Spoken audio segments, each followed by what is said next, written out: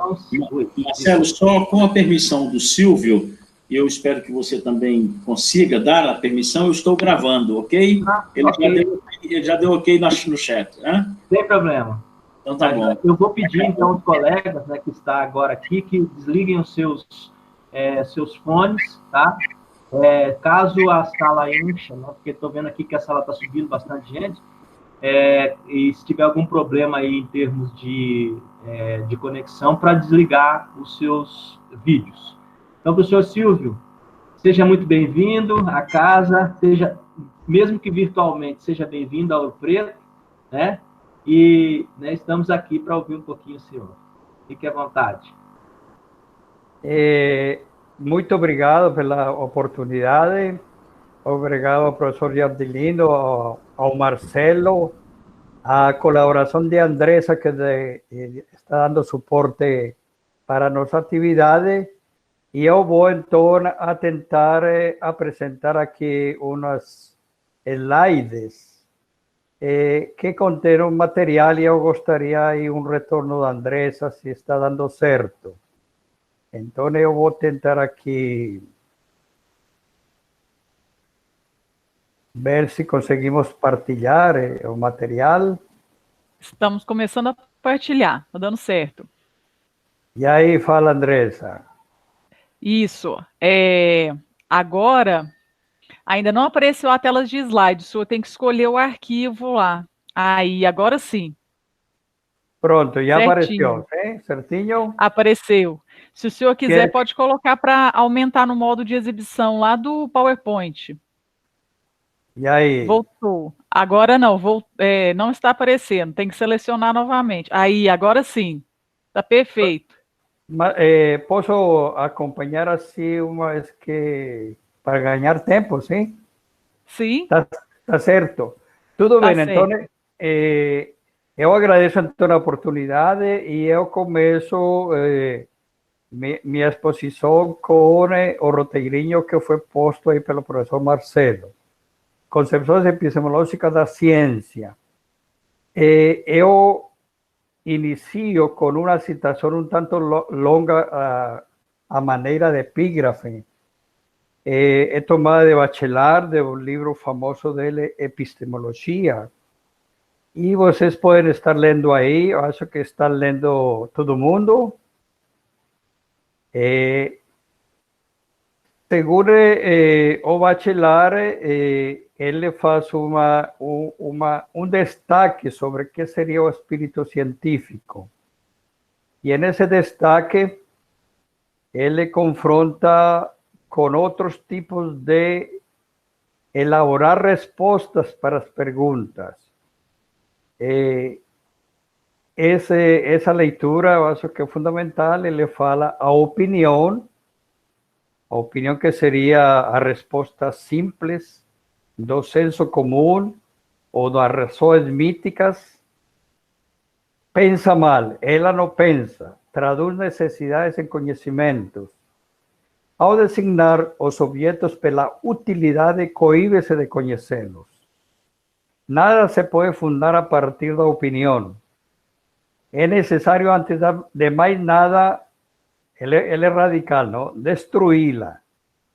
Ela constitui o primeiro obstáculo a ultrapassar.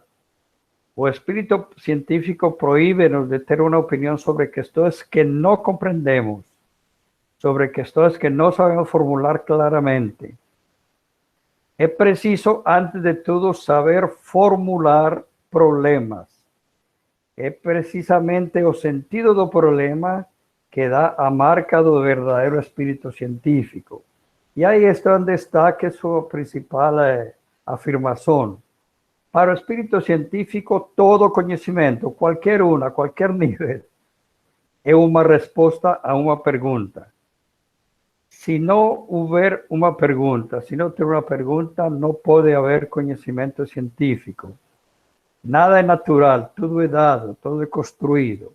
Muito bem, essa é uma epígrafe que vai pautar um pouco a concepção de ciência, e eu gostaria de utilizar um pouco recursos com base no conceito da epistemologia e com nos conceitos da teoria do conhecimento. Eu vou ler para a exposição aqui quatro itens, ou melhor, três grandes itens, incluindo introdução e conclusões. O primeiro... Professor, Sim, fala. só interrompendo o senhor um pouquinho. O pessoal está pedindo para colocar no modo de exibição do PowerPoint aquele maior, aquela tacinha. E aí? Isso. Ótimo. Deu certo? Beleza. Sim, Muito bem. obrigada. É que está demorando um pouco em acessar aqui esse modo. Está ótimo. A primeira parte é o conceito de ciência, não é? Mas isso eu gostaria de colocar como introdução, para destacar que a ciência é uma forma disciplinada de elaborar respostas para os problemas da humanidade. Na conjuntura atual da pandemia, que é um problema da humanidade, procuram-se respostas para um universo amplo das perguntas que revelam esse problema. A pergunta tem sustentação quando tem como origem um problema. Por exemplo, qual é a causa ou agente gerador do Covid-19? Qual a origem e a evolução e propagação do coronavírus? Como se proteger? Quais as curas, as medicinas, os anticorpos, as vacinas? Quais as medidas sociais e políticas mais eficazes? O distanciamento, o isolamento, o bloqueio total das cidades, de regiões? Quais as... Desculpem aí. Quais as formas, as relações, tantos outros quais, quantos, onde, que são as formas das perguntas, das frases interrogativas. O interessante que nós temos perante tantas indagações nessa conjuntura, como por exemplo, é possível, que relações tem, por exemplo, essa pandemia, esse coronavírus, com o desmatamento, com a destruição da natureza, tantas perguntas que podemos fazer. O interessante de tudo isso é que na sociedade temos todas as respostas. Temos respostas para tudo, né? E essa mesma situação foi colocada no início lá da Grécia Antiga, século VI antes da Era Cristã, quando Tales de Mileto classifica os diversos tipos de respostas que se encontram na sociedade. E ele classificou propriamente em dois grupos de respostas. As respostas que obedecem à opinião ou à doxa, ou que já estão dadas, estão postas, e que não têm uma maneira de explicitar o caminho, a maneira de ser elaboradas, já se apresentam como prontas, que ele classificou como a razão mítica ou mitos, as religiões e o senso comum, a doxa.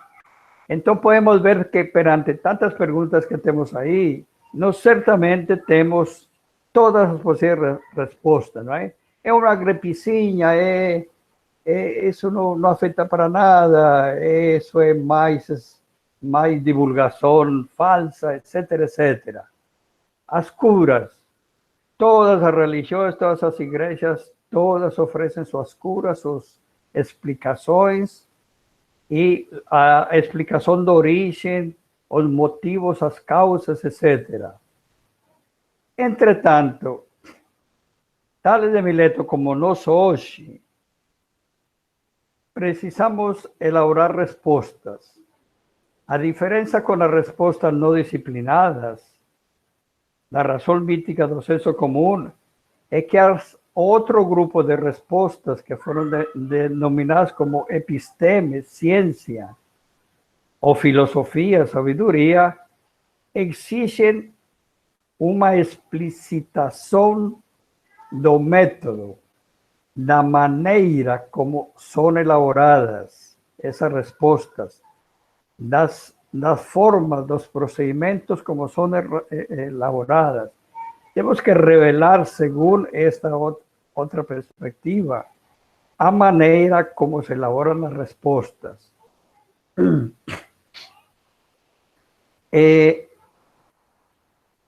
Entrando en esa otra parte, en esa otra lógica o conhecimento, se apresenta então como, e neste caso a ciência, o conhecimento científico, a episteme, se apresenta então como a relação lógica entre as perguntas e respostas.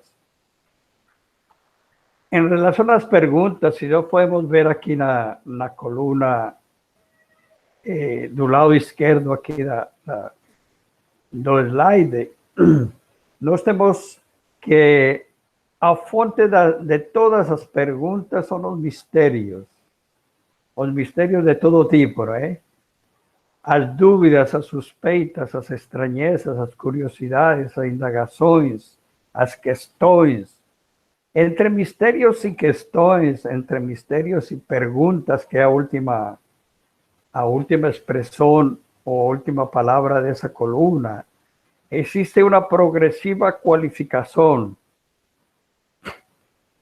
O mistério é dominado quando se tem alguma curiosidade, alguma indagação, alguma questão.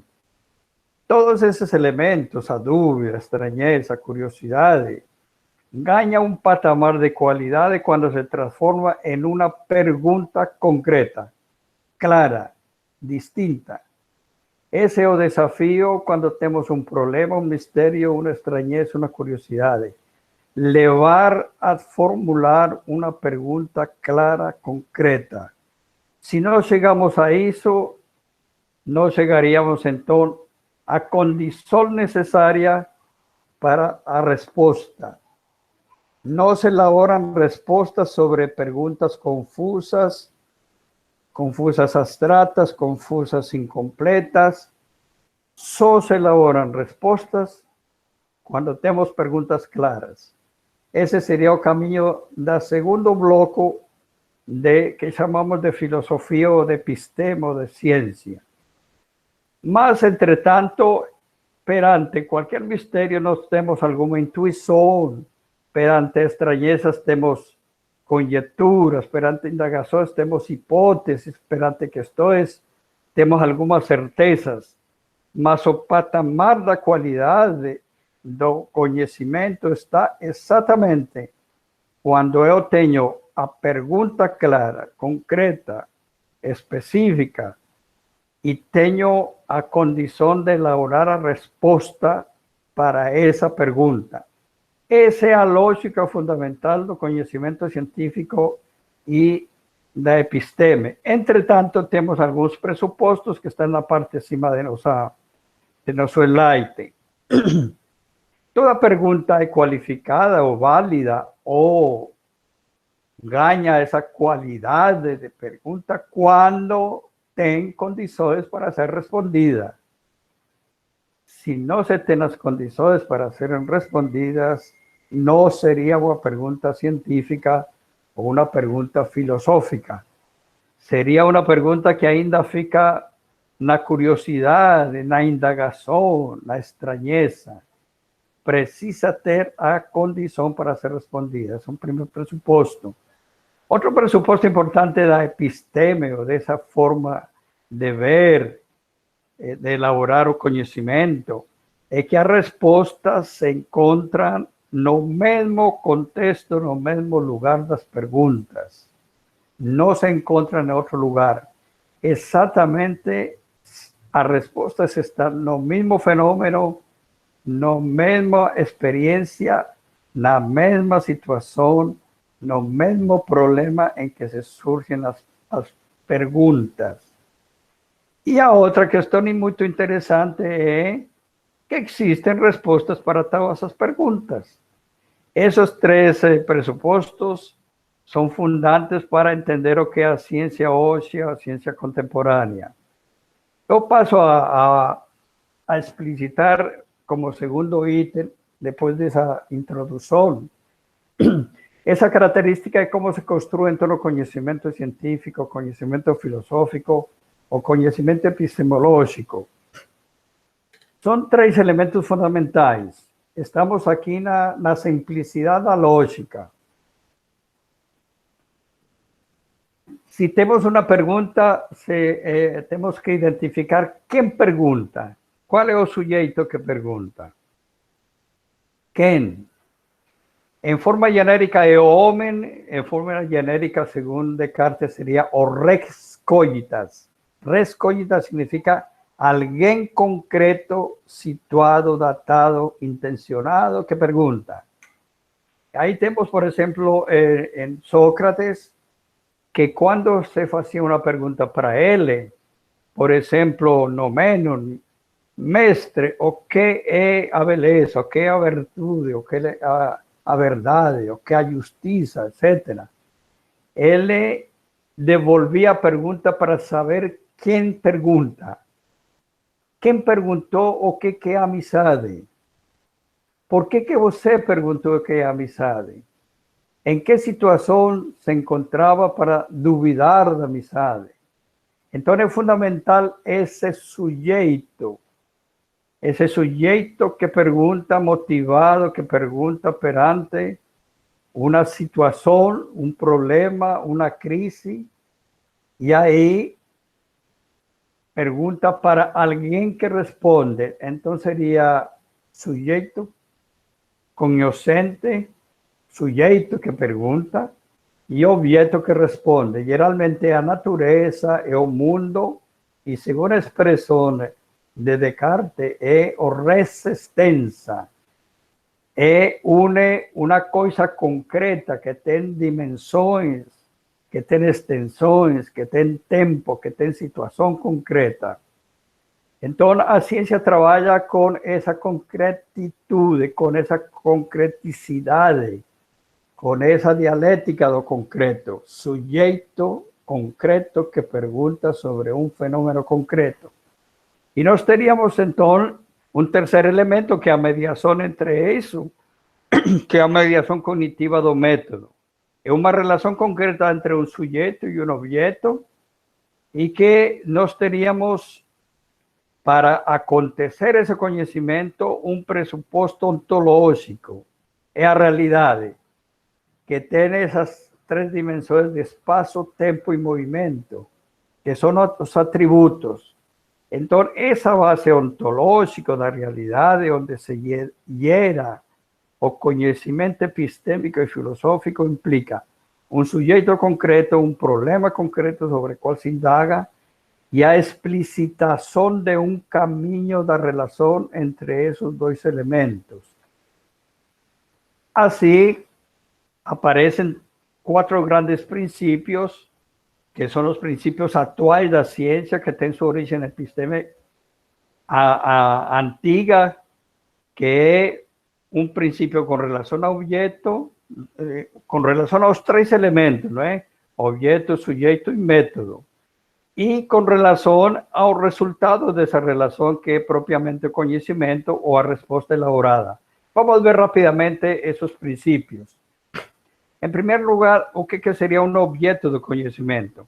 Pode ser um fenômeno, um fato, um ato, um acontecimento, uma experiência, um fenômeno como esse do coronavírus, uma experiência das sociedades, como enfrentam os países, as políticas, as ações em cada país. Não é à toa que onde mais se desenvolve esse fenômeno hoje, a causa, além do vírus, o coronavírus parece que tem uma causa maior. É o trato político, que é dado político e social. Então, em algumas sociedades que deram um trato político, então, a política começa a ser incluída como causa. As ações da sociedade, as ações políticas, como causa do desenvolvimento do vírus. Não é uma única causa. Qual é a causa da pandemia? O coronavírus. Essa é uma das causas, porque ele não se desenvolve, ele não ganha tanta extensão se não tem as outras causas, as outras condições que son dadas pela totalidade do homem, a totalidade da humanidade na sua organização social e política, etc. Mas tudo bem, esse é um exemplo para mostrar que procurar resposta no próprio fenômeno, no próprio experiência. Aí tem algumas frases que trazem isso. Não sair fora, procurar a verdade dentro de si. Os fenômenos explicam, têm sua capacidade, sua história, sua memória, de dar respostas para as perguntas que se elaboram sobre ele. Um segundo princípio, que é um princípio relativo ao sujeito, é bom saber que o sujeito, que o homem, ele tem como sujeito que procura respostas, que faz a pergunta. O fundamental é a pergunta que faz. Que tipo de pergunta? Qual é a pergunta que tem pertinência, que pode ser respondida? A pergunta concreta. Então, ele coloca, aqui falamos um tanto de Tales de Mileto, nós temos aqui algumas características desse sujeito. Nós temos o sujeito psicológico, que seríamos cada um de nós com nossas experiências, mas esse sujeito se transforma em um sujeito epistêmico, quando nossas potencialidades, nossas visões, nossos elementos que temos na cultura, na própria sociedade, se transformam esse sujeito psicológico, por exemplo, pesquisador, ele se transforma em um sujeito epistêmico quando, por exemplo, empresta sua capacidade de observar, de sistematizar, de organizar dados, informações, para elaborar, em primeiro lugar, as perguntas e, em segundo lugar, as respostas. Então, a qualidade de observar meticulosamente, organizar, sistematizar, segundo Tales de Mileto, ou de ver os elementos contraditórios com paciência, com tempo, com persistência, outras das habilidades do sujeito epistêmico, controlar a imaginação, a fantasia, dar prioridade à sensação, aos elementos sensíveis, aos elementos da percepção, da experiência, são uma das características desse sujeito epistêmico. E o terceiro elemento que nós temos é exatamente a experiência do método. O método significa caminho. Caminho é a relação entre sujeito e objeto, entre res cogitas e res extensa. É um caminho epistêmico disciplinado que implica sair de um ponto e chegar para outro ponto, mas o método que aqui se trabalha, que é um caminho entre um ponto A e B, aqui é mais complexo, segundo o método geométrico, é o caminho de ir e voltar ao ponto de partida. Sai da pergunta, do problema, vai à procura das informações, das observações do fenômeno, mas tem que voltar exatamente sobre o ponto de partida, a pergunta. Então, famosas as frases de Protágoras: o caminho de ida traz o caminho de volta. O caminho disciplinado, que é o primeiro disciplinado, que implica ir e voltar, heuristicamente criativo, é a base do método, o método geométrico famoso na antiguidade, porque servia para resolver os problemas, para identificar os erros, para ver a ida e volta, para voltar sobre o caminho, rever, constatar, verificar. Muita coisa podemos falar sobre o método e a heurística do método geométrico, mas o que nós estamos colocando aqui, que é o terceiro elemento que permite, então, construir modernamente o método científico. Por exemplo, Platón colocava como pré-requisito, como vestíbulo para entrar na sua universidade, a academia de Platão, o domínio da geometria. Aqui somente entra o geômetra. O geômetra tem, nas suas definições, uma capacidade de ascender e descender, de passar da análise para a síntese, da síntese para a análise, da dedução para a indução, da dedução da parte geral para a parte específica, da indução das experiências específicas para as questões gerais. Explicar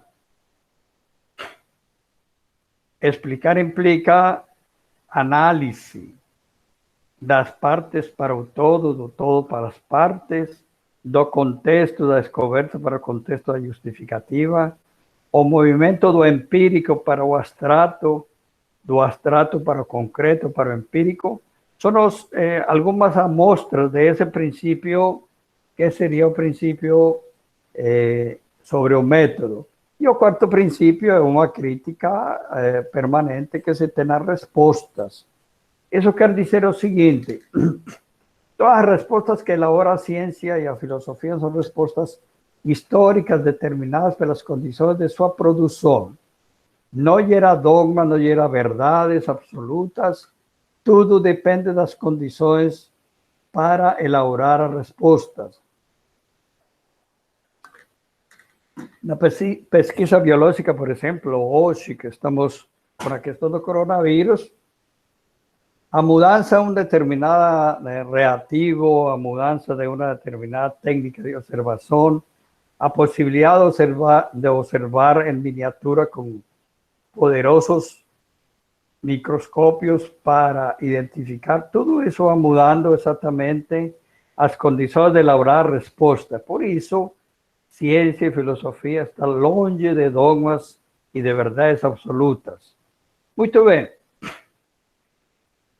Com base en esos pressupostos que foram elaborados ao longo da evolução da ciência, e exatamente nós tendo ainda uns 15 minutos ou 20 minutos a mais para a nossa exposição, eu quero colocar para vocês aqui uma questão interessante para entender as epistemologias, a diversas concepções de ciência. O conhecimento científico, segundo Blanchet, e segundo o autor que estamos citando aqui, ele parte de um conceito bem interessante. Ele fala, olha, neste momento, ele faz uma análise o livro A Ciência e as Ciências. Ele pergunta, nós temos muitos objetos da ciência. É tanto que na era da ciência, que é dos anos 50 do século passado para agora, 70 anos mais ou menos, nós temos uma invasão totalmente da ciência em todos os objetos, todos os fenômenos. Todo é possível conhecido pela ciência. Então, teríamos uma multiplicidade de objetos, uma multiplicidade de doutorados, por exemplo, de pesquisas, grupos de pesquisa, objetos diferentes, e também temos uma diversidade de métodos, de maneiras, de condições de trabalhar a ciência. E então, perante essa diversidade, este autor se pergunta,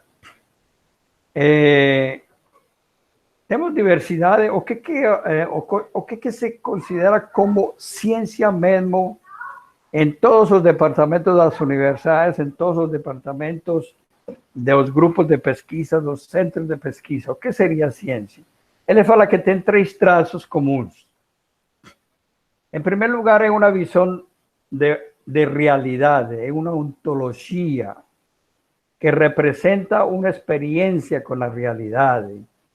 E por isso que a relação do conhecimento se estabelece entre um sujeito concreto, real, situado, datado no tempo e espaço, no movimento perante um problema uma experiência, uma situação, um fenômeno.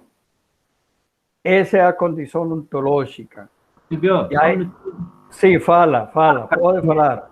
tem uma caixinha embaixo aqui das apresentações que o pessoal não está conseguindo ver o final do slide. Ah, apagou. Ai. Ótimo. Pronto, obrigado aí. Que é o Granché, eu também estava com esse problema. Tá bom. Pronto. Então, o Granché vai falar que é uma visão de realidade. E quando eu falo aqui para um grupo de pesquisadores que estão se formando, nós temos, em certa forma, essa condição. Em um mestrado, em um doutorado que se formam cientistas, é uma visão concreta da realidade. É uma ontologia, é ver as coisas como são, e não como se imaginam, como realmente são. Daí, essa condição de concreticidade, do concreto, da ontologia da realidade. Muito bem. Qual seria o segundo elemento? O segundo elemento é a possibilidade de descrever, explicar, compreender, que são todos os métodos, não é? Esses objetos como existem, como são. Então, a ciência visa um conhecimento, uma nociologia. Ele esclarece, este autor, Granché, de que não se trata o conhecimento científico de intervir sobre a realidade, porque supõe que uma intervenção mais eficiente, por exemplo, sobre o coronavírus, implica exatamente essa intervenção implica, antes de intervir, conhecer. Se não se conhece a sua formação, não se conhece suas características, sua forma de evolução, não se intervém falsamente. Então, qual é a vantagem de conhecer antes de intervir? Por isso que a ciência é diferente da técnica ou a intervenção. Antes de intervenção, a ciência exigiria o conhecimento de esse fenômeno. Esse é o segundo elemento dos traços comuns. E o terceiro elemento é a definição de critérios de validade. Todos os passos, todas as escolhas, todas as amostras, todos os reagentes, todos os instrumentos que se utilizam nesse procedimento exigem uma validação, um critério. Por que, como, por que se escolhe isso, por que não se escolhe isso, por que este passo, por que não este passo. Então, revelar o caminho, como se elabora o problema, como se elabora a pergunta, o que se considera pergunta, e mostrar o caminho do método, da explicitação do método. Essa é uma condição fundamental do conhecimento científico. Esses são três grandes elementos, ou quatro, incluídos na epistemologia e a metodologia.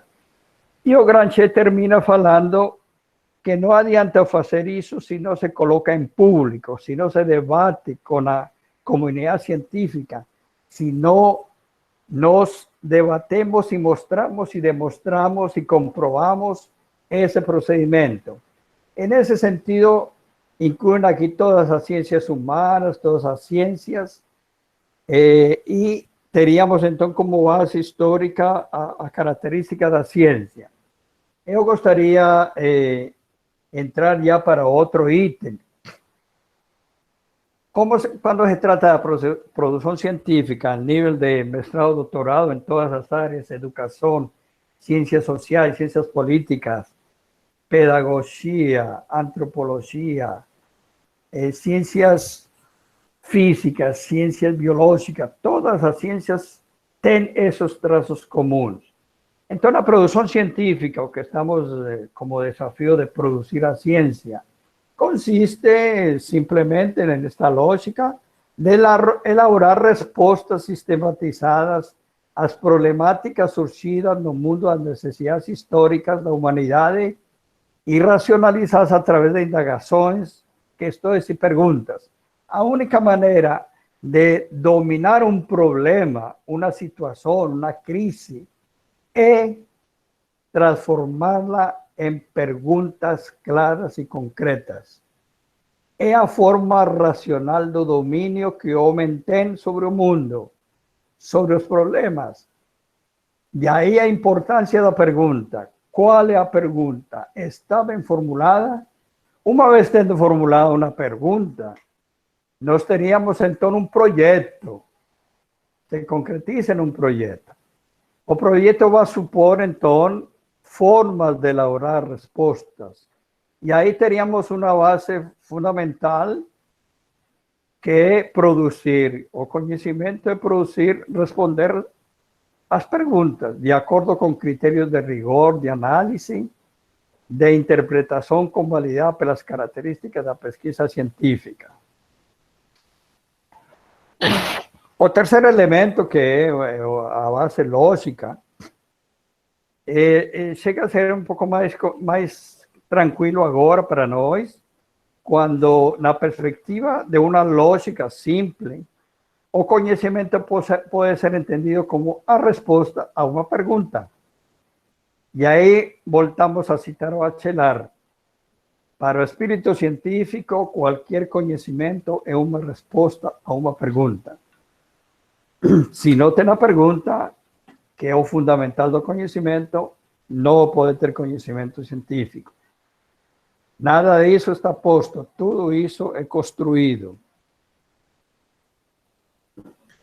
Trazendo um pouco nosso papo aqui para os projetos de pesquisa que todos os participantes aqui deste minicurso estão escutando aí, é só voltar lá para os projetos que estão em andamento, os projetos que estão em projeção, não é? Aí nós iríamos a perguntar qual é a pergunta de seu projeto, está clara a pergunta, é concreta, onde se origina a pergunta, em que problema se origina, em que necessidade, qual é a necessidade que se transformou em um problema científico e o problema científico conseguiu se transformar em uma pergunta. Pois se não tem a pergunta, que é o primeiro passo, não tem projeto. O projeto é a pergunta concreta, porque essa pergunta, na medida em que é clara, concreta, ela tem chance de ser respondida. Se não, não tem projeto, nem tem produção do conhecimento científico. É a lógica simples. Neste esquema que chamamos de matriz paradigmática ou de lógica reconstituída, que com ela analisamos as pesquisas científicas, está dividida em dois grandes grupos. Como se construye a pergunta, como se construye a resposta. Então, em qualquer tese ou dissertação, a gente pode analisar lá como que este autor construiu sua pergunta. A partir de que necessidade, de que problema, quais são os indicadores de problema, quais são os sintomas desse problema, que é essa parte inicial. Como transformou o problema em indagações múltiplas, em questões, e como conseguiu unificar essas questões em uma pergunta. Toda pesquisa, a rigor, deve ter só uma pergunta. Se ainda não conseguiu chegar a essa pergunta, é porque está na fase das questões, está na fase das indagações, ou estão dispersas, mas tem que levar para uma pergunta. Quando se tem a pergunta clara, concreta, específica, que vai no resumo, que vai lá na introdução, é porque já temos um projeto.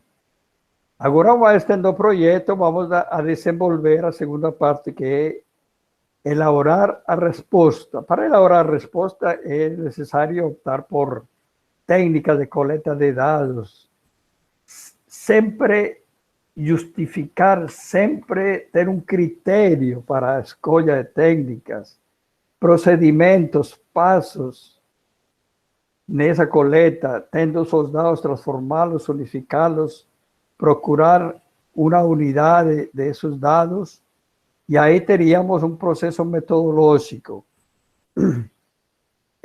Nível teórico, necessariamente toda pesquisa científica tem que definir claramente os termos, as categorias de análise, as palavras-chave, e todo isso supõe uns supostos epistemológicos, unos supostos de teoria do conhecimento, e como vimos lá com o autor que vou a recuperar aqui, com Gramsci, nós temos uma ontologia, uma visão de mundo nesses procedimentos.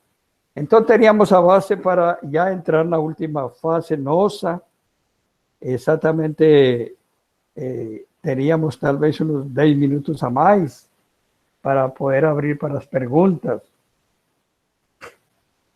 A essa quarta parte, que são os diversos tipos de ciência, diversas abordagens, diversas formas de produzir o conhecimento, que alguns chamam de paradigmas dominantes, outros chamam de tipos de ciência, modelos de ciência. E o curioso destes modelos científicos é que abrangem tanto ciências naturais, humanas, ciências da antropologia, da sociologia, etc., etc. São perspectivas que se vinculam ao método utilizado, não é? As maneiras como se aborda a ciência. Eu, quando fiz minha análise, minha pesquisa de doutorado, de mestrado e doutorado, lá nos anos 81, 87, analisei a produção de educação e identifiquei que não é apenas na filosofia ou na epistemologia onde se apresentam essas perspectivas, também na educação apareciam. Então, nos anos 70, predominava uma perspectiva empírico-analítica, posteriormente surge a fenomenologia, a dialética, e ultimamente aparecem alguns paradigmas chamados emergentes, e que o Boaventura Santos chama assim. Então, dentre os paradigmas dominantes na pesquisa em ciências humanas sociais, e aí na educação podemos identificar a influência, em primeiro lugar, dos modelos de pesquisa desenvolvidos na biologia, na psicologia, posteriormente na sociologia e na antropologia, e que tem como base o método da física, a física social, por exemplo, depois é traduzido, que foi o conceito empírico-analítico de ciência.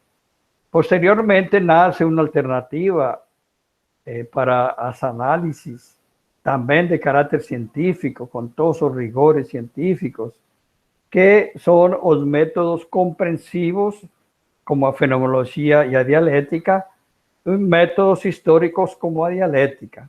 E recentemente, essas perspectivas emergentes chamadas de métodos pós-estruturalistas ou métodos pós-modernos. Rapidamente, como esse material ficou com a Andressa, eu gostaria de ver aqui, segundo Habermas, no livro Conhecimento e Interesse, que foi publicado aqui no Brasil em 1982, ele classifica, ou melhor, discute 3 tipos de conhecimento. Ele denominou o positivismo e uma evolução do positivismo pragmatismo nessa obra, mas que tem como matriz uma concepção empírico-analítica. Um segundo método, o histórico-hermenêutico, a fenomenologia, ou também chamado historicismo. E um terceiro método, ou um terceiro abordagem, no tipo de conhecimento, que é o materialismo histórico, marxismo crítico. A origem dessas abordagens, a primeira foi nas ciências naturais, particularmente na física, levado depois à biologia, depois à psicologia, etc., etc. O segundo nasce com Dilthey, lá no século XVIII, nas ciências humanas.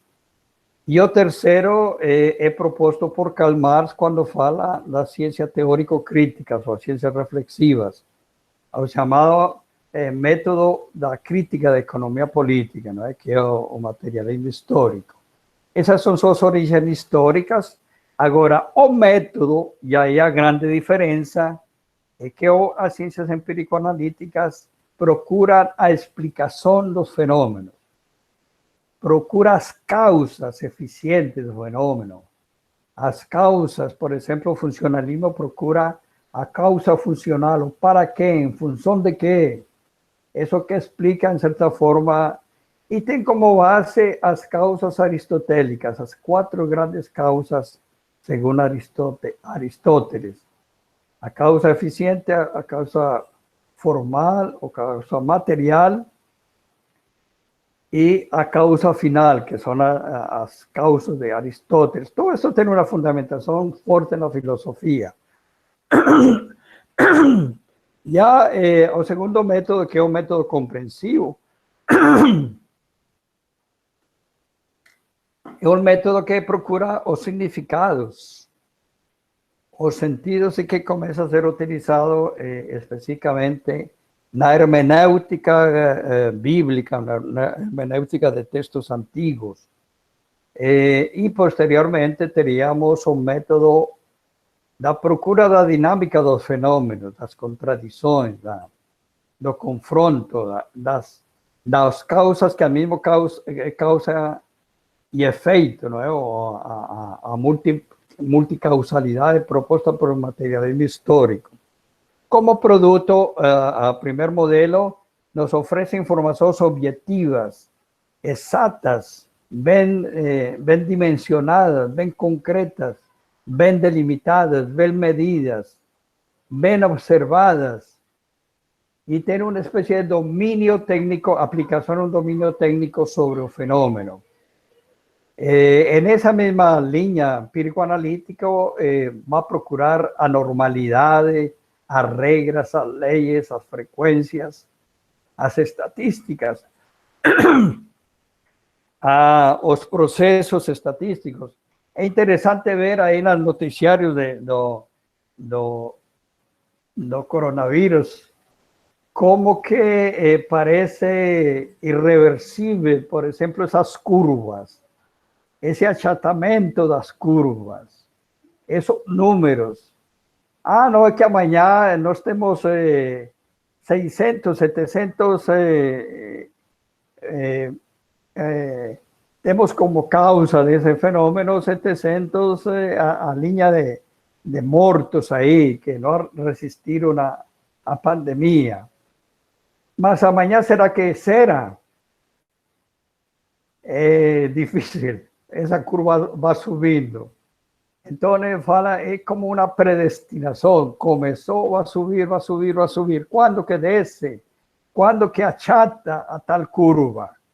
Então, aí, por exemplo, análise empírico-analítica quantitativista vai falando, é mais ou menos uma predição mesmo.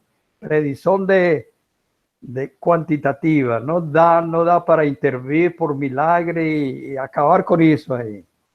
É interessante ver, então, essa força que se tem,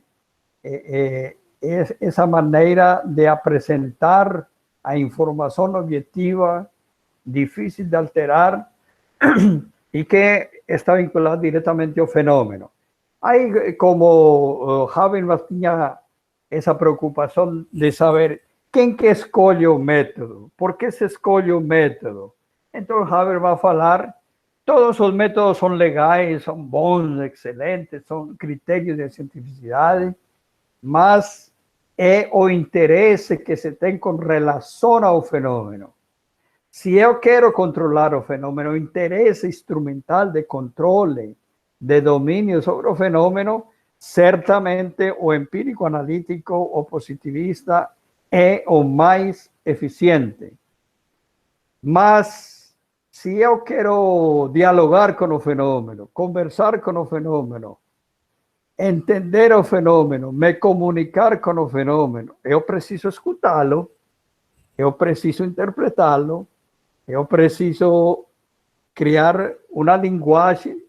E é assim, por exemplo, que a física, nos grandes laboratórios de partículas, eles não controlam a partícula, eles leem, dialogam, entendem, descifran as mensagens das partículas. Passou por aqui com esta intensidade, é uma linguagem. Então, por exemplo, o modelo histórico hermenêutico não é válido só para ciências humanas. É muito interessante sua utilização exatamente na física, linguagem da física, das partículas, a leitura, a interpretação. Muito bem. Mas também interessado com a emancipação, não é? O Habermas fala que o método dialético, materialista histórico, além de oferecer informações, ele tem uma preocupação com modificar, transformar, alterar as relações. Essa força transformadora, emancipadora, seria a que nos leva a optar por outro modelo de ciência. Muito bem. É um mapa assim genérico que eu estou vendo aqui meu tempo. Isso. Acho que sim. Você quer ir concluindo? Porque daí o pessoal tem, acho que já tem... Isso mesmo. E já sua garganta também já não está, né? Estou tomando aqui, como fiquei parado um tempo aí sem falar, né? Uhum. Muito bem.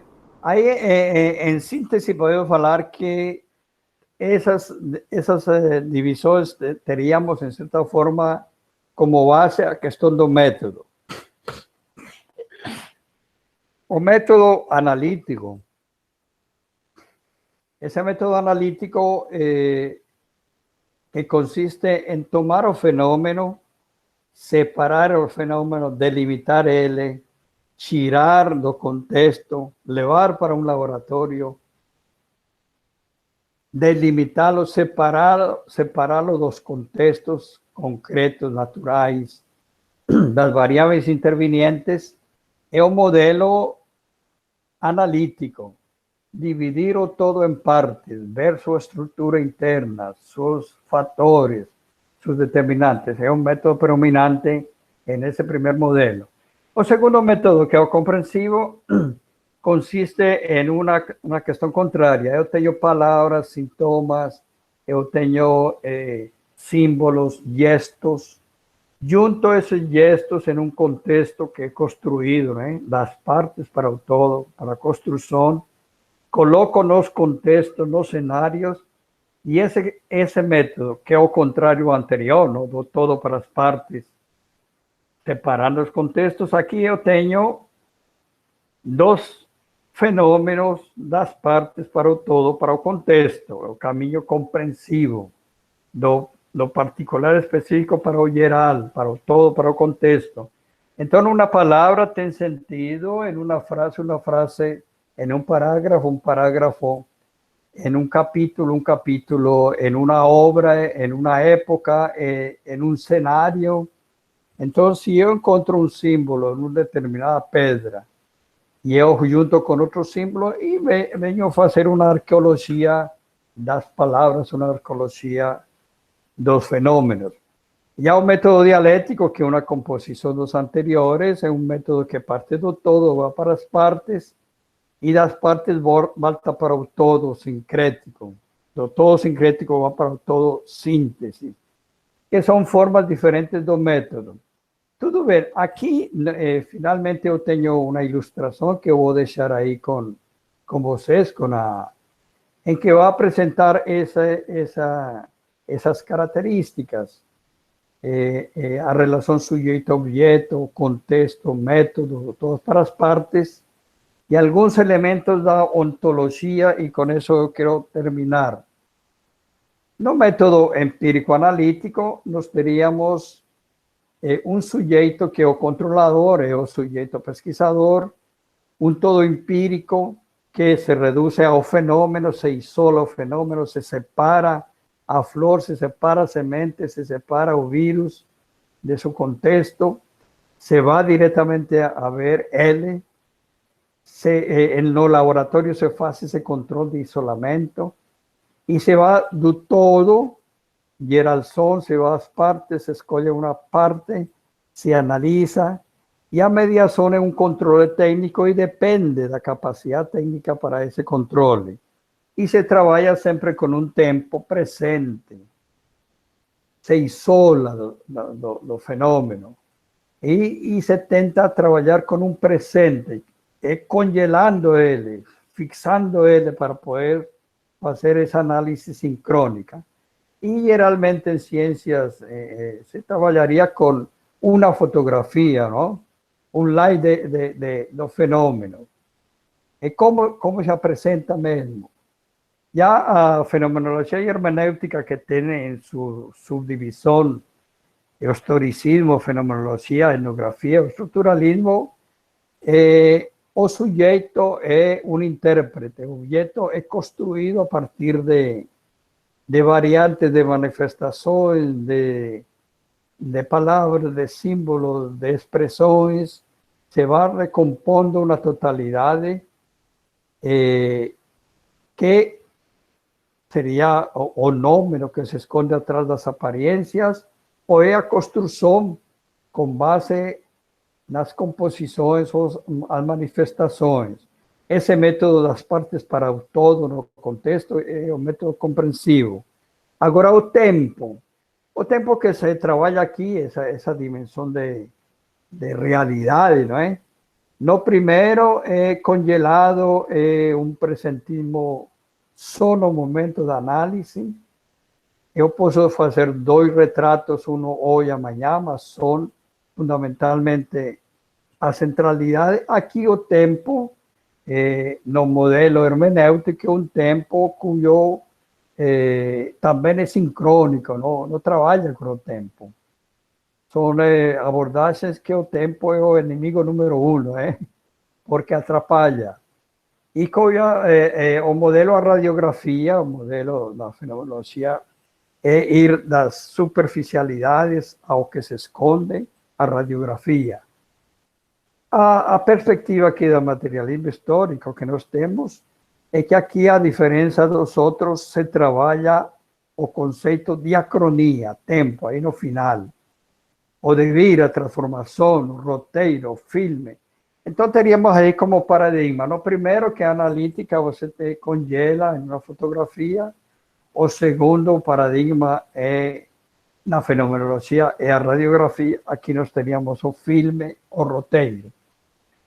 Finalmente, teríamos as abordagens, os paradigmas novos que aparecem, que chegaram aqui a nosso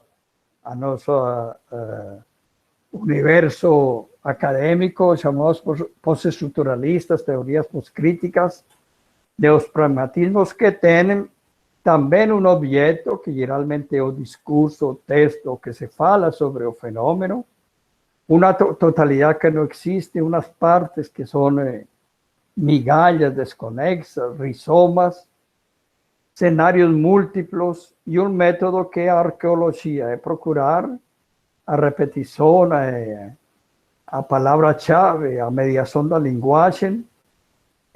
Tempo, que a acronia não funciona como acronia, e o paradigma é a polifonia, múltiplas palavras, múltiplas versões, o jogo das palavras, o jogo do discurso. Então, teríamos uma forma de entender, é um método bastante apropriado, especialmente para as análises das palavras, dos discursos, dos textos, lo que ya he producido.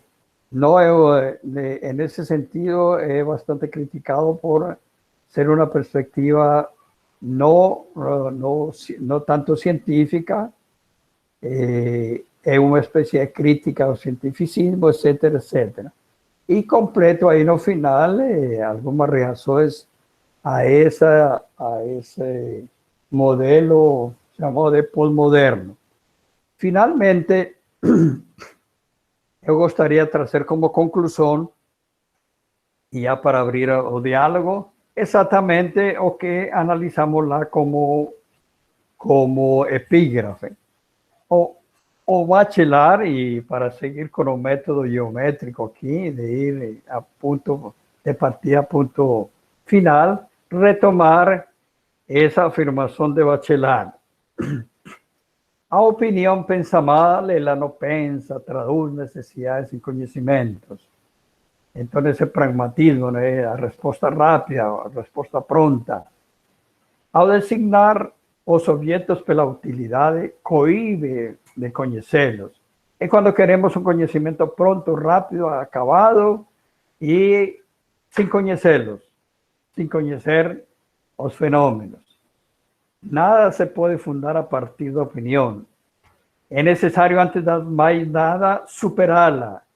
A tradução aqui de destruí-la é uma tradução um pouco radical, não é superá-la. Ela constitui o primeiro obstáculo a ultrapassar. O espírito científico proíbe-nos de ter uma opinião sobre questões que não compreendemos, sobre questões que não sabemos formular claramente. Eu acho que aí está um segredo muito interessante. Nós podemos opinar de tudo, sobre tudo, mas quando se trata de ciência, não podemos fazer isso. Primeiro temos que saber compreender os problemas, as questões, claramente. E aí, então, ter opinião sobre questões que não compreendemos não é de ciência, é do senso comum, da vida cotidiana, etc. É preciso, antes de tudo, saber formular problemas. E, precisamente, o sentido do problema, a maneira como se faz o problema, como se coloca o problema, que dá a marca do verdadeiro espírito científico. E, para quem nos está assistindo, pelo menos que fique alguma questão em reforço aqui. O que é um conhecimento? Nada mais é que a resposta a uma pergunta. Se a pergunta não está dada, ou está confusa, ou não está clara, não pode haver conhecimento científico. É o convite que nós fazemos, então, para todos aqui e, em certa forma, voltar aqui a nosso diálogo. Eu vou interromper, então, a exposição e tentar localizar aqui nosso diálogo. Muito bem. Como deixei o material aí com a Andressa, espero que tenham à disposição. Estou aberto às questões. Muito obrigado por acompanhar, mesmo com minhas deficiências aqui de voz. Espero que esse material tenha ajudado. Obrigado. Obrigado, Silvio. Muito bom. Bom, eu disponibilizei algumas coisas, mas muito do que eu falaria, você já deu aí conta de dar a exposição. E como a gente tem um teto, né, para essa live, acho que a Andressa já também fez aí um compêndio de questões, a gente poderia fazer aí pelo menos uns 2 blocos, né, com as questões. Muitos estão pedindo aqui os slides, principalmente, né, e o material para poder trabalhar. Mas a gente abre, acho que, o espaço para questões, para quem quiser aí fazer algum comentário, né? Se quiser fazer agora, diretamente, ou pelo chat, como a Andressa colocou. Então, fica aí à disposição. Eu teria um questionamento, mas eu não vou abrir com o meu questionamento, eu vou deixar para os colegas iniciarem aí a conversa. Não, é só para registrar aí o pessoal da FURB. Muito bem. Obrigado. Eu falei para você que ia ter bastante gente nessa live.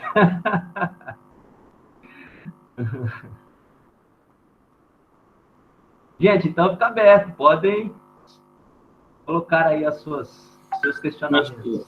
Você tinha dito que a Andressa ia reunir um bloco, como é que vai ser? Vai ser... Ela reúne no chat? Como é que vai ser? No chat, acho que não abriu ainda. Tem alguma questão no chat, Andressa? Ainda não. Estava aberto, mas ainda não tem questão. Então, seria melhor, talvez... Não sei, Marcelo, desculpa. Não, acho que pode, é o que eu falei, pode, mesmo não havendo no chat, já, se você pode, acho que a gente pode colocar aqui para dialogar com o professor Silvio também, não tem problema nenhum. Isso pode ser de viva voz, mais fácil para e mais rápido.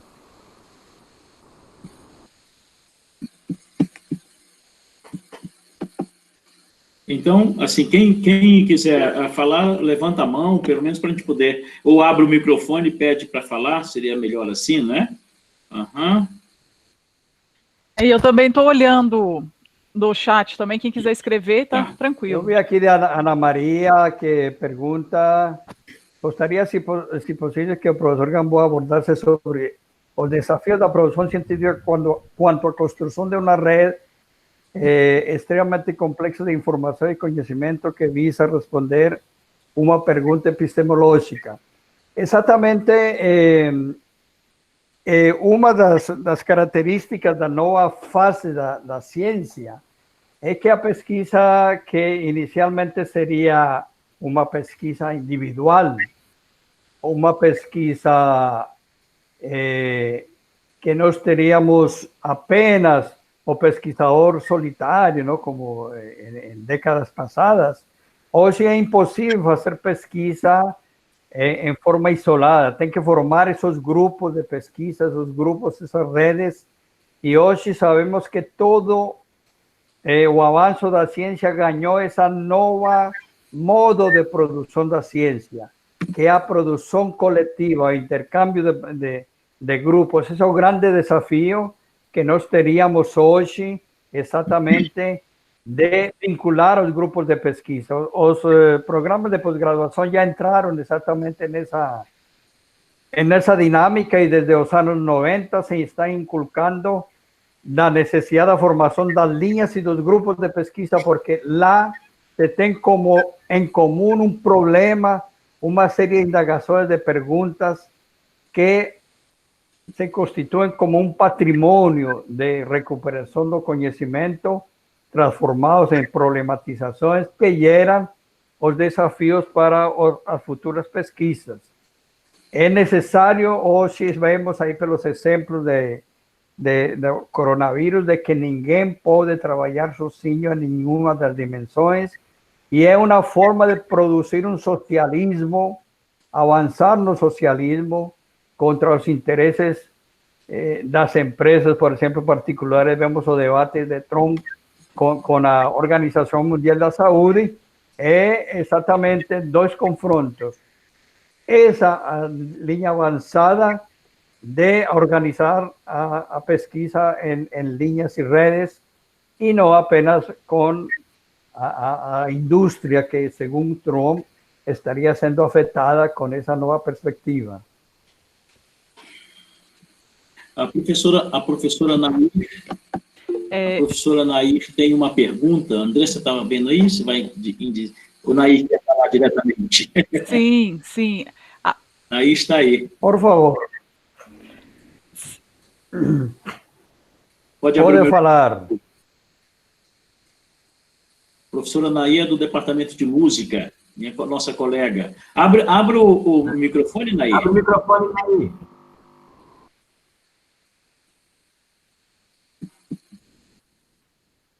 Então eu estou com a pergunta dela aqui. Consegui. Bem, a professora Nair disse que gostaria de saber, né, pedindo para o professor falar um pouquinho sobre a relação entre o paradigma crítico-dialético e a pesquisação. Então, um paralelo entre a relação entre o paradigma crítico-dialético e a pesquisação. Eu poderia me associar à pergunta da Nair, porque também vai mais ou menos no mesmo tópico, não especificamente na ação, mas talvez um pouco sobre quando você fala sobre intervenção. Determinadas questões de pesquisa, ou determinadas questões que o próprio mundo fenomenal nos oferecem, às vezes as pesquisas são para intervir em determinada situação. Por exemplo, a psicologia tem muita pesquisa e intervenção. Se você pudesse juntar com a questão da Nair, acho que seria interessante. Eu agradeço. Muito bem. Em princípio, segundo o Gramsci e segundo todos os autores, A ciencia no produce intervenciones técnicas. ¿Qué produce intervenciones técnicas? Sea técnica o a pedagogía o a profesores. Ahora, para poder hacer una intervención realmente eficiente sobre un determinado experiencia, fenómeno, precisa conocer antes. Entonces precisa hacer un diagnóstico antes del pronóstico. Onde que pesa a ciencia con sus categorías no pronóstico. Después ven las intervenciones técnicas, estratégicas, para... ahora, no es papel do cientista fazer intervenção. Não é papel do cientista fazer a intervenção. Papel do cientista é compreender o problema, revelar o problema, conhecer o problema. Porque a intervenção entram em jogo outros sujeitos, o sujeito político, o sujeito administrativo, associar o que fariam os cientistas que estão à procura de conhecer o coronavírus? Identificá-lo, ver suas reações, experimentar a vacina. A intervenção depende dele, não depende de políticas da Organização Mundial da Saúde, de financiamento, de treinamento de pessoal. Mas se esse diagnóstico e essa vacina não chega à característica do rigor do conhecimento, não adianta a vacina, porque seria uma vacina que não daria certo.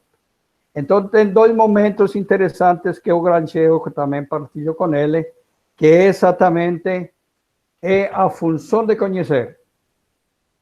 Conhecer a realidade, conhecer o fenômeno e depois intervir. Aí vem vender o peixe, vender minha pesquisa.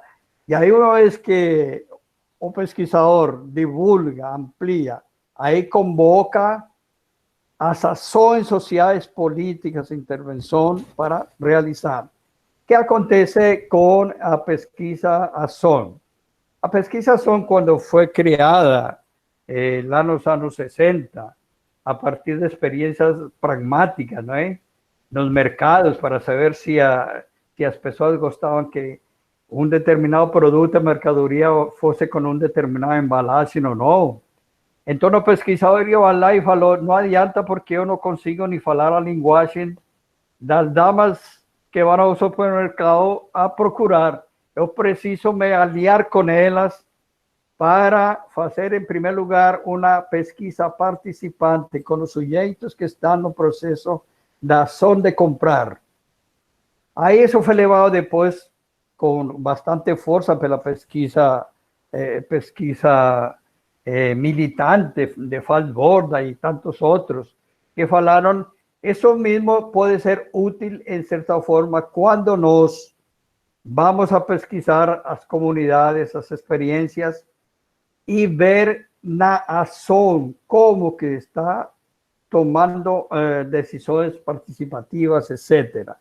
Entonces, el diálogo entre Falsborda, entre Carlos Brandón, que tiene un libro famoso sobre eso.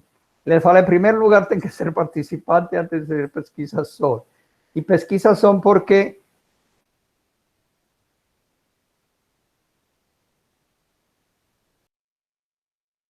militancia a un determinado grupo. No es en los discursos o en una pesquisa de opinión o de verbalizaciones, en la propia decisión.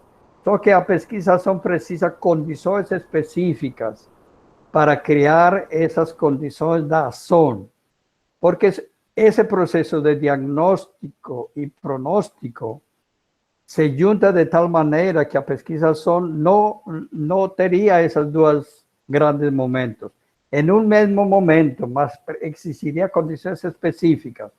Quem que tem alimentado fortemente esse movimento da pesquisação, certamente, são as matrizes do materialismo histórico que tem o conceito de ação como fundamental, a praxis como campo fundamental.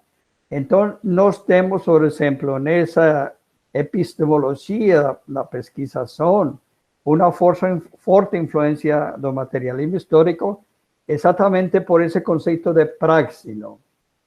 Pensando y haciendo. só que para decidir uma ação no mesmo processo do diagnóstico, precisa ter os sujeitos autores, os sujeitos pesquisadores em uma unidade que a decisão sobre o que fazer como intervenção tenha todo o potencial da intervenção e não o bloqueio. Por isso a dificuldade que teria a pesquisação em uma escola ou uma instituição, né? Porque precisa ter a carta branca do diretor, a carta branca de não sei que mais, dos pais, né? Para poder intervir. Então, não tem a condição do sujeito de intervenção. É um debate muito interessante, mas certamente que sai um pouco dessa matriz de dividir primeiro o diagnóstico e o pronóstico, que é tradicional na ciência. Aqui se junta no mais próximo. Mesmo assim, a pesquisação tem que ter esses dois momentos claros. O momento de conhecer o problema, o momento de coletar os dados, o momento de problematizar, mesmo que seja conjunto, o momento da decisão, o momento de intervenção, só que a própria intervenção me vai gerar novas informações para novas intervenções. Mas deve estar bastante claro aí. É um debate muito interessante, mas eu sei que pela limite do tempo, apenas essa meu comentário.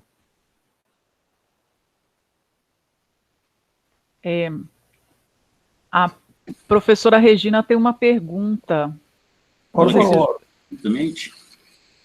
Se o professor Regina vai comentar alguma coisa, o Marcelo. Só perguntar se ela quer fazer diretamente, né? Ela se inscreveu aí, mas não sei se... É verdade, quer escrever, sem problema. A professora Regina, quer falar? Oi, posso.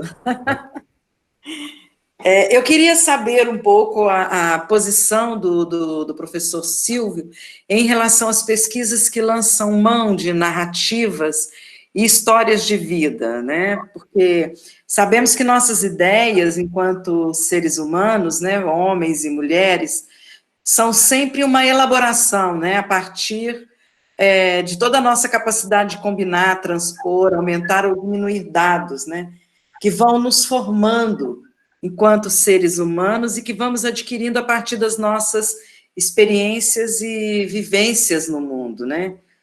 Eu queria saber um pouco a posição do professor em relação a essa modalidade de pesquisa, ou ao uso das narrativas e histórias de vida como instrumentos de pesquisa.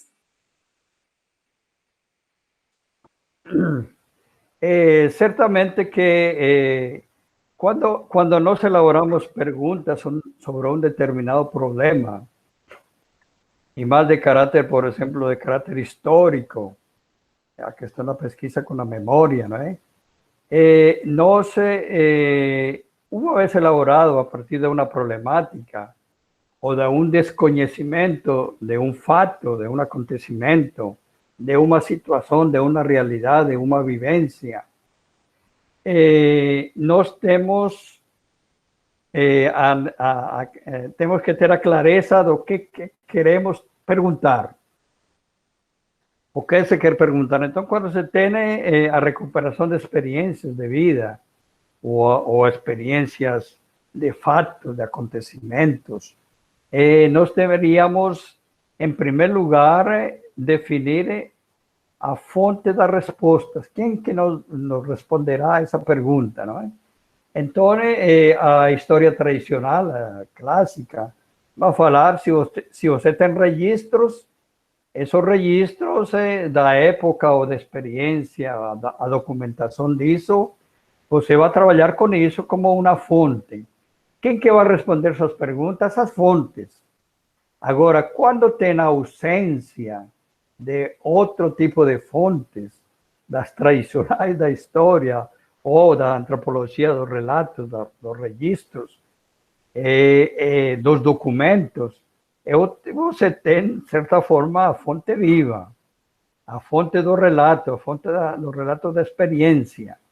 E aí, então, você teria uma procura de objetividade nos consensos relativos de relatos, os consensos dos relatos, as coincidências, as questões das matrizes da estrutura do próprio discurso, que me permite, então, dissecar, mapear os sentidos, a força da interpretação de um determinado fenômeno. Então, tenho que investir, em certa forma, nesses procedimentos da hermenêutica, da interpretação, para poder chegar à busca da resposta comum, o que há o sentido mais forte.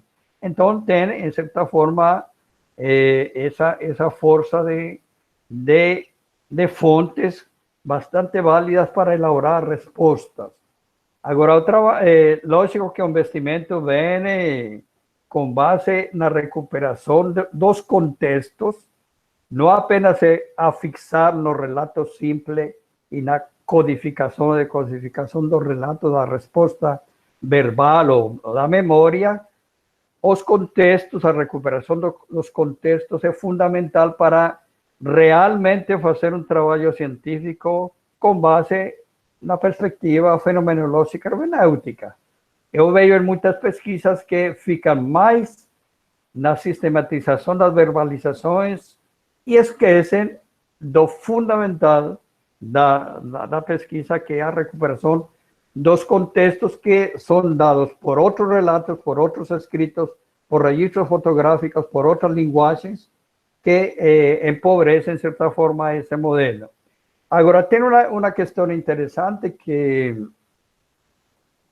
como depende da arte de perguntar, da arte de elaborar as perguntas, então é fundamental, eu acho fundamental, esse cuidado na pergunta. Porque, do contrário, se essas perguntas não ficam claras, ficam relatos soltos, dispersos, não focados, e depois a dificuldade para sistematizar é complicadíssima. Então, a necessidade de fazer toda uma série de pretestes, testes, grupos pilotos para poder a gente trabalhar com isso. Essa é uma forma. Outra forma é quando eu já tenho relatos, as gravações, que tem outro tratamento. Mas para mim é bastante válido e bastante interessante. O que me preocupa é um pouco quando se trabalha especificamente o imaginário, né? O que as pessoas imaginam, né? O ponto de partida é a imaginação, o ponto de chegada a própria imaginação. Então, muitas dessas pesquisas que só ficam, o que você imagina, o que você gostaria. Essa forma de perguntar sobre o imaginário, sobre a fantasia, sobre as representações muito pessoais, ou seja, sobre a lembrança, que é muito diferente da memória, né? O conceito de memória é outro, né? Você pode cair nesse imaginário que, se é ponto de partida, só volta sobre o imaginário, produzir outro imaginário. Então, vem uma espécie de esvaziamento da experiência, da realidade, das condições, das situações, do real concreto da vida, quando se desloca para o imaginário. São apenas comentários, não são respostas, são comentários à sua importante pergunta.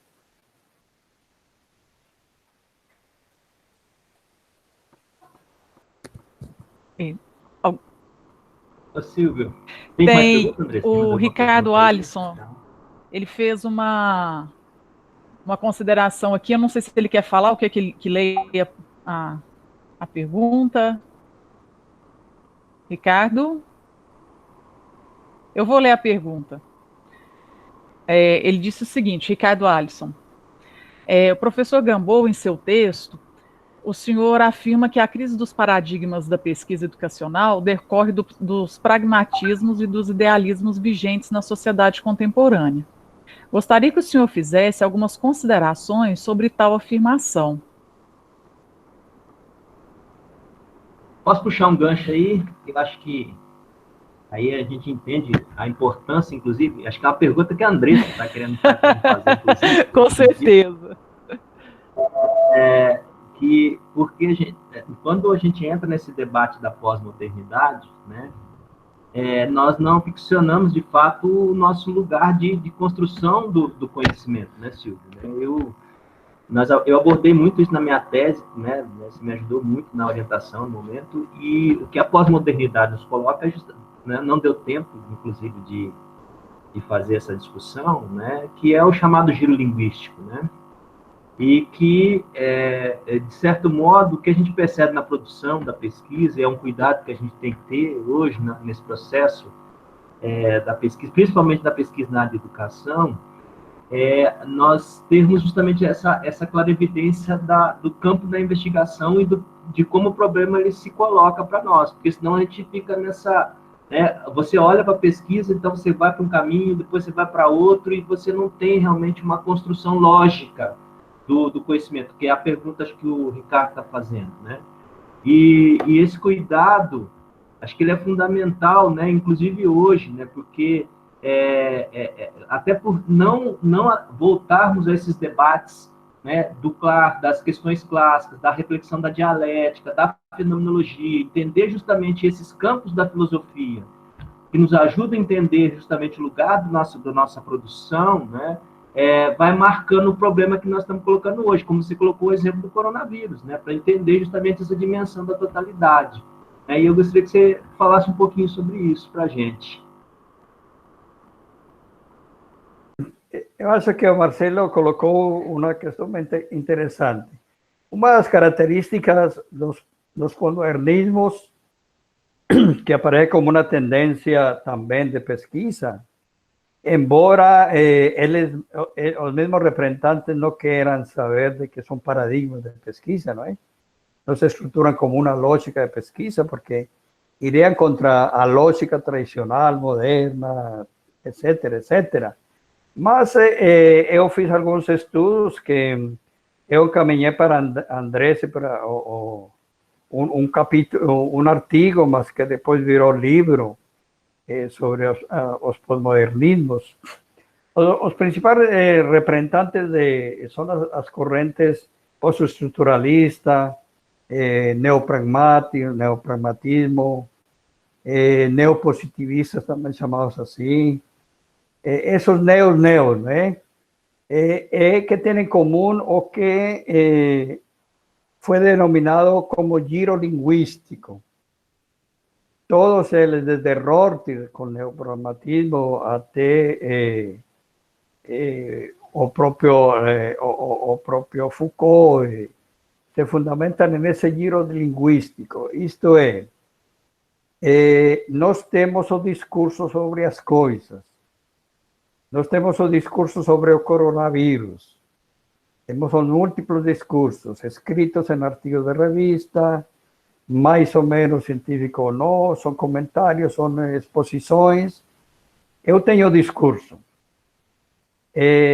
Agora, os cientistas vão falar, tudo bem, vocês elaboraram o discurso, os cientistas elaboraram o discurso, a revista científica elaborou o discurso, mas nós estamos com a mão na massa. Qual é a diferença? Por que é o giro linguístico? Porque nós, na lógica tradicional, nós teríamos que toda palavra, logos, ter uma cadeia de conexão com uma ideia, com os intelectos. E o que está nos intelectos sobre um determinado fenômeno está via a experiência sensível. Então, eu observo um fenômeno, por exemplo, uma planta de árvore, eu vejo através de meus sentidos, através de meu contato empírico, real, concreto, eu represento na mente e a mente representa na palavra, que é o discurso. Pronto, se cumpre a lógica aristotélica, toda palavra se origina em uma ideia e uma ideia real, concreta, verdadeira, só se confere com o fenômeno, que é o empírico real. Então, a palavra verdadeira é uma adequação logos, intelectos, intelectus res, a coisa. Pronto. Se se preserva essa relação de adequação intelectus, logos, intelectus, intelectus res, eu tenho um critério de verdade, um critério de verificabilidade. Será que minha palavra está errada porque representa alguma ideia que está errada? Onde que se comprova se essa ideia está errada? Lá na raiz, no fenômeno. Pronto. Quando vem o giro linguístico, quer dizer que eu, e aí vem os teóricos a falar sobre o mentalismo, né? Eu tenho na mente e eu posso conferir a veracidade dessa palavra na mente, lá, na linguagem, na formação do discurso. E aí vem um distanciamento da res, da realidade, um distanciamento ontológico das coisas, porque eu fico no discurso. Então, nós podemos ver a coincidência do discurso, a equação do discurso, os jogos da linguagem, tudo que podemos fazer a partir da mente e das palavras. Aí Rorty vai falar, não, isso é meio complicado porque aí é onde vem a falsidade. Exatamente quando passa pela mente, pelo mentalismo, pela ideia. Então, por que não vamos direto das palavras às coisas? Foucault, não é? E depois Rorty. Vamos direto das palavras às coisas. Não precisa entrar na estruturação da mente. Então, todo esse teoricismo, não é? O recuo da teoria, vem por uma proposta neopragmática, palavras as coisas diretamente. Então, damos nomes e quais são as delimitações do nome? Não adianta, eu falei compadre e o compadre escutou. Eu não fui no dicionário para saber o que significa compadre, como se construiu esses nexos, não é? É porque eu di diretamente. Então, tem várias relações que o que teriam em comum. O giro linguístico que substitui o real. Ou, no neopragmatismo, que é diretamente das coisas as palavras, sem passar pela mediação da história, da construção dos conceitos, das teorizações, daí que chega para nós como um recuo das teorias, das explicações, das compreensões, da diversidade da construção dos conceitos, né? Então, vem uma questão muito direta. Então, outra característica é essa atitude, em certa forma, de quebra da lógica tradicional, da sequência. Por quê? Porque o próprio mentalidade, a própria ideia, o próprio intelecto pode ser questionado com base no real e não ir direto às palavras, porque precisa passar por essa mediação construída historicamente pela ciência, pela filosofia, pelas artes, pelas culturas, etc. Então, se você vê no final aí das transparências, que eu não gostaria de retomar, essa postura do giro linguístico é bastante criticada em primeiro lugar, pelos próprios cientistas, né? Acho que nas ciências humanas podem falar disso aí, o discurso, tudo isso aí.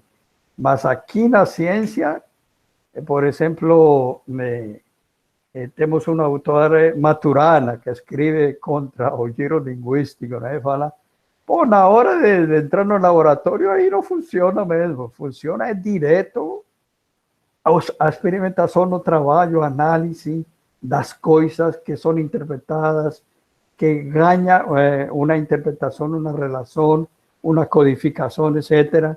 Depois vira discurso científico. Então, não podemos fazer estado da arte do discurso científico apenas. E só conhecer o coronavírus só pela análise cienciométrica ou do discurso científico sobre o coronavírus. É interessante fazer isso aí, mapear tudo que já se falou, todas as categorias, mas temos que ir exatamente a pesquisa vai falar, não é? Essa relação do discurso científico com a experiência mesmo, porque lá é onde constatamos se esse discurso é falso, se esse discurso não tem nexos metodológicos com a experiência, com os experimentos. Então, é fundamental essa presença lado real. Não pode ser esvaziado a ontologia, não pode ser esvaziada a realidade e só ficar com o discurso, a interpretação do discurso, o análise do discurso. Por quê? Porque o real é substituído no giro linguístico pelas palavras. Sobre isso que supostamente poderia ou não existir, poderia ser ou não realidade, né? São comentários. Não estou respondendo. Minha pretensão não é de trazer respostas, não. Muito bom. Silvio, nós estamos chegando aí ao final da nossa live, né? Faltando aí 8 minutinhos para acabar, né? A gente vai até às 7, é o nosso teto. Em primeiro lugar, agradecer muito, né? Por estar aqui com a gente, né? Eu acho que contribui muito para refletir, inclusive, sobre essa questão da produção da pesquisa, entender justamente esse lugar epistemológico da nossa escrita, né? Inclusive para que melhoremos a qualidade da produção da nossa escrita. Então, a gente, assim, em nome do grupo FOPROF, né, agradeço muito a sua disponibilidade, né, de estar aqui com a gente. Eu acho que tem mais questões aí que vão aparecer no chat, mas a gente pode depois socializar as questões, né, com você. Eu também deixei uma parte de umas questões, um texto e uns slides meus também para o pessoal, que tiver interesse aí na continuidade dessa discussão. Eu penso que a gente, né, não dá para a gente fazer um curso desse só em um momento, a gente tem que fazer em outro momento também para trabalhar outras questões que, na verdade, se apresentam pelo curso, né, não bota aqui, mas acho que é importante, né? Acho que fazer essa conversa, né, para trabalhar, para pensar justamente a atividade da pesquisa. Então, agradeço muito, né, por ter estado com a gente nesse tempo, tá? E pode ter certeza que as portas aqui estão abertas, sempre vão estar abertas para você, né, para vir, né, para conhecer Ouro Preto, já passou, mas estaremos aqui para isso, tá? Então, agradeço. Eu não sei se o pessoal do grupo quer falar alguma coisa, antes de passar a palavra para o professor Silvio. Então, fica a palavra aberta aí para os colegas.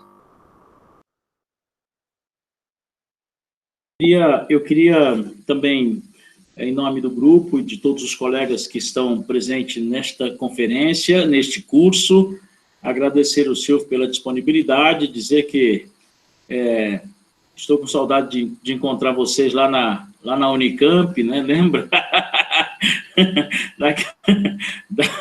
Daquela boa mesa ali no como é que é? No Barão Geraldo. Vai da coxinha. Isso, não vai da coxinha, rapaz. Agora você é daquelas praias do Nordeste, né? Então...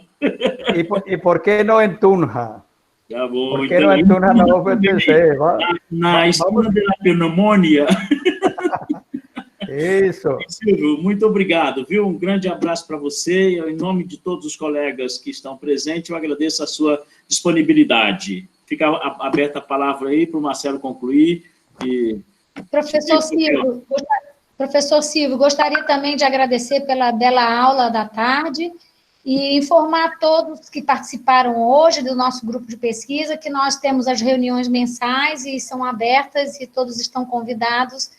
É só seguir a nossa programação. Um abraço. Professor Silvio, prazer conhecê-lo. Muito obrigado pela aula de hoje. Muito bem, eu gostaria de finalizar aí nos minutos que faltam, agradecer essa oportunidade, pedir desculpas aí pelas possíveis falhas e só para relembrar de que todos nós somos convidados, temos o desafio de produzir ciência, produzir conhecimento. Isso implica certo cuidado, rigor, certo aprendizado, mas sempre tem como ponto de partida o conhecimento são os problemas. Esses problemas que devemos conhecer profundamente. Problemas de educação, problemas da sociedade, problemas das relações nossas, da formação de nossa sociedade. Nós somos chamados a conhecer e sempre tomar como ponto de partida o problema.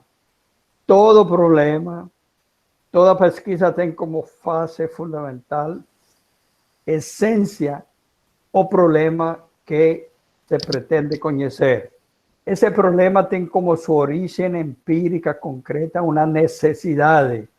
Daí a relevância social, acadêmica, científica de uma pesquisa. E em que necessidade se aborda? Que necessidade se transforma em um problema científico? E uma vez passada da necessidade para o problema científico, eu explico muito bem aí nos meus livros, especialmente o livro sobre projetos de pesquisa, deve se transformar em indagações claras, concretas, que sejam passíveis de ser perguntas científicas. Esse exercício, esse investimento primeiro, sem esquecer o problema, os problemas. O sucesso de nossa pesquisa depende disso. Por quê? Qualquer resposta, qualquer resultado, só tem valor quando volta sobre o problema que nós diagnosticamos, que nós conhecemos. E o valor científico, o valor acadêmico, a relevância social de nossa pesquisa está no ponto de partida. É a necessidade e o problema que abordamos. E trazer respostas para isso, diagnósticos para isso, é nossa função. Depois, discutir, divulgar, para que os sujeitos sociais históricos, com base nesse diagnóstico desse problema, fruto de nossa pesquisa, nossa dissertação, de nossos trabalhos de pesquisa de grupo, den uma condição, uma massa crítica que permita a intervenção sobre essa problemática. É o sentido. Por quê? Porque, segundo a ciência e o método geométrico, uma resposta só é válida quando volta sobre o ponto de partida, isto é, sobre a pergunta e o problema. Então, nossas respostas serão validadas, nossas pesquisas, nossas teses, nossas dissertações serão validadas na medida em que exatamente respondam aos problemas de nossa sociedade, nossa prática científica, nossa prática acadêmica, nossa prática educativa. Esse seria a máxima qualificação de um bom projeto, de uma boa dissertação, de uma boa tese. Agradeço aí então nos minutos finais e ainda para as 33 pessoas que estão registradas aqui na audiência. E me coloco à disposição para outras oportunidades. Muito obrigado. Obrigado, professor Silvio. Nós tivemos a presença aqui de não só o Grupo FOPROF, né, como disse, acho que é o momento da gente alinhavar os nossos contatos. Nós tivemos o pessoal da FURB, tá, de Blumenau. Aí, tudo bem? Eu vi a Célia vi a cara da Célia por aí. Nós tivemos uma visita de Hong Kong, mas ele não apareceu, mas foi embora rápido, o Freire, um colega. O Freire, opa, que legal. Aqui. Do Eduardo Freire, muito bem. Então, agradecer a todos aí, que nós tivemos um teto, foi de mais de 40, né, Jade? Nós tivemos aí nessa live. 52, o máximo foi 52 pessoas. 52 pessoas. Opa, então, que bom. Isso mostra aí a importância do grupo, do nosso trabalho que a gente tem feito. Acho que é isso que vale, né? E é o fundamental.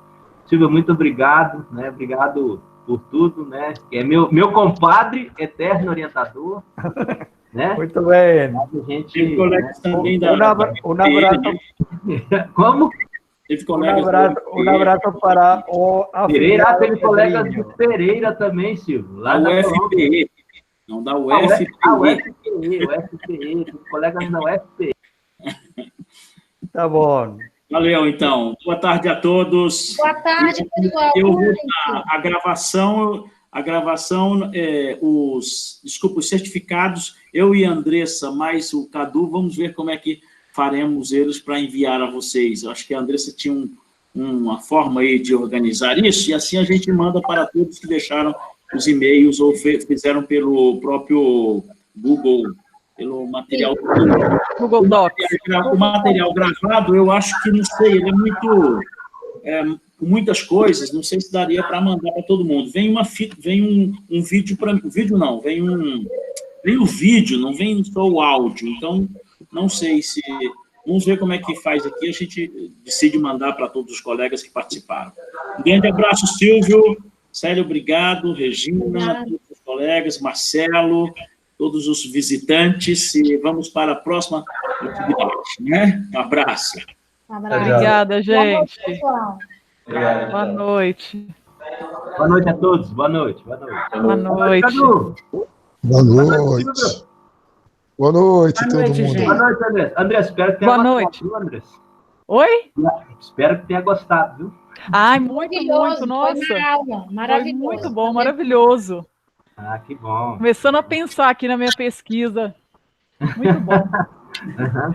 Mas tá bom. Obrigada, Marcelo. Pessoal, parabéns, Sérgio. Parabéns. Boa noite. Boa noite, boa noite. Boa noite, Obrigada, Nair. Marcelo. Obrigada, Judilino, Célia. Boa noite, Marcelo. Tchauzinho. Jardilino, boa noite. Boa noite a todos. Célia, um abraço. Até mais, até mais. Tchau, Celinha. Beijo. Tchau, abraço. Até mais, Celinha. Tchau, tchau. Tchau, Celinha. Tchau, Andressa.